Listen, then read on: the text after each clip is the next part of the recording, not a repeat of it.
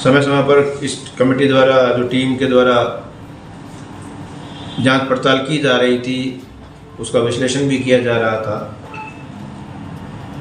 4 दिन पहले एक और विश्लेषण किया गया, उसमें बारीकी से एक एक घटना को बैठकर डिस्कस किया गया, जिसमें अलग अलग नाम आए। मस्जिद को लेकर भी कोई इशू आया, अन्य कोई इशू भी आए। कुछ संदेहास्पद घटनाएं जो लगी, संदिग्ध लगे, उनसे जो पूछताछ हुई, उन पूछताछ के ऊपर भी विश्लेषण किया गया। तो ये लगा कि कहीं ना कहीं कड़ी टूट रही है, कड़ी में कोई ज़्यादा बात आ नहीं रही। तो टीम के द्वारा एक विचार ये आया कि भी क्या पता, शक जो पुलिस का एक बेसिक काम है, हर चीज़ पे करना चाहिए। हम परिवादी की बात को एज इट इज़ कैसे मान रहे हैं, क्यों न एक बार इसको भी गहनता से जांच कर ली जाए, क्योंकि कुछ ऐसे साक्ष्य हमें नज़र आए थे जो इनके द्वारा हमें बताए नहीं गए थे।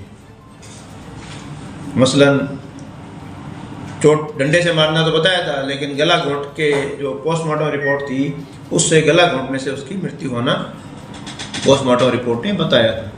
एक बहुत बड़ा क्लू था जिसके बारे में कोई भी चश्मदीद नहीं बता रहा था। तो एक संदेह उत्पन्न हुआ। संदेह उत्पन्न होकर पुनः टीम गठित की गई। बच्चों को जो उनके अभिभावकों के साथ वापस बुलाया गया और मनोवैज्ञानिक तरीके से उनसे पूछताछ की गई। और जो हमारे सवाल थे, उन सवालों को जब हमने हमारे हिसाब से उनको पुटअप किया, तो अंततः बच्चों ने स्वीकार किया कि ये मर्डर उनके द्वारा किया गया है।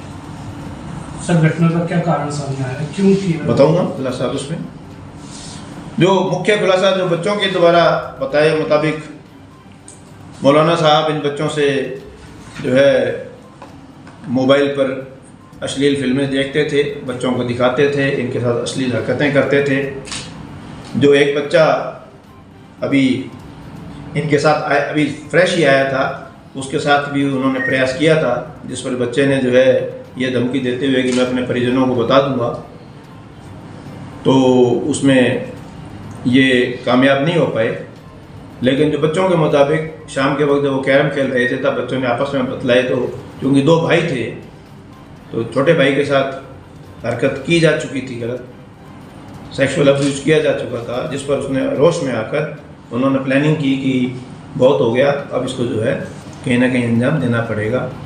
तो प्लानिंग के तहत उन्होंने ये प्लान किया कि चूहे मारने की दवाई ले आए, नींद की गोली ले आए। बट उस दिन मौलाना साहब कहीं बाहर खाना खाकर आ गए, इसलिए खाने वाला प्लान तो उनका कैंसिल हो गया। तो उन्होंने बूंदी का रायता जो बना हुआ, उस रायते में नींद की गोली मिलाकर उनको दी, जिस पर कुछ बेचैनी उनको हुई, कुछ वॉमिटिंग की बात बता रहे हैं, लेकिन फिर वो कोई जलजीरा मंगवाया उन्होंने, क्योंकि बेचैनी हो रही थी, और सो गए। रात को इन बच्चों ने अपनी प्लानिंग के मुताबिक खड़े हुए, जो डंडा था वही कैंपस में था, डंडे को जो है उन्होंने लिया, एक जो नेट बॉल आती है क्रिकेट की, जो रस्सी टाइप नेट टाइप होती है, वो कलेक्ट की, और बच्चों ने जो है वो चोट भी पहुंचाई। जब मौलाना जी एकदम उठे, नींद में थे, तो उनको दबाकर और पावर कर रस्सी गले में बांधकर 2 तरफ से बच्चों ने जोर से खींच दिया और इंश्योर किया कि उनकी मौलाना जी की डेथ हो गई है। उसके बाद उन्होंने मोबाइल को छुपाया, रस्सी को छुपाया, जो लकड़ी का डंडा जो बता रहे थे कि वो हमलावर मैदान में पटक गए थे, फिर हमने उसको जो है उठाकर दीवार पे रखा, वो भी वहाँ से बरामद हुआ। और कुछ अन्य साक्ष्य भी आए जिसमें सबूत मिटाने के उन्होंने प्रयास किए, जो मिटा नहीं पाए, वो हमारे फोटोग्राफ्स में रिकॉर्ड है। एफएसएल की जो फाइंडिंग आई, वो फाइंडिंग भी हमारे इस कहानी को और मजबूती प्रदान करती है। वो भी हमारे उस टाइम आपस में डिस्कशन में वो बात आई थी, उस पॉइंट पर ही हमने कहा भी इन बच्चों के ऊपर हमने संदेह नहीं किया, इनको हमने मासूम मानते हुए, प्रत्यक्षदर्शी मानते हुए, इनको भी हम एक बार संदेह के घेरे में लेकर एक बार क्यों ना पूछताछ करें, क्योंकि काफ़ी अब हमारे पास इतनी जो एविडेंस आ चुकी थी कि संदेह के घेरे में लिए जा सकते थे, जिस पर टीम ने वापस बुलाकर मनोवैज्ञानिक तरीके से पूछा और आप तो बता दूं कि आज मोबाइल भी बरामद हो गया है और वो रस्सी जो उन्होंने पेट पे फेंकी थी वो रस्सी भी बरामद हो गई है। डंडा वहाँ से बरामद हो ही गया था और FSL ने जो साक्ष्य जुटाए हैं वहाँ से वो भी हमारे इस कहानी को पूरी पुष्टि करते हैं।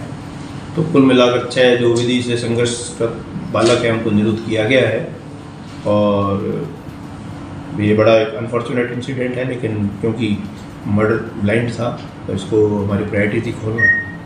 पूरी टीम ने बहुत मेहनत की है, दिन रात एक करते हुए इन्होंने जो है इस टीम पूरा ये इसको वर्कआउट किया है।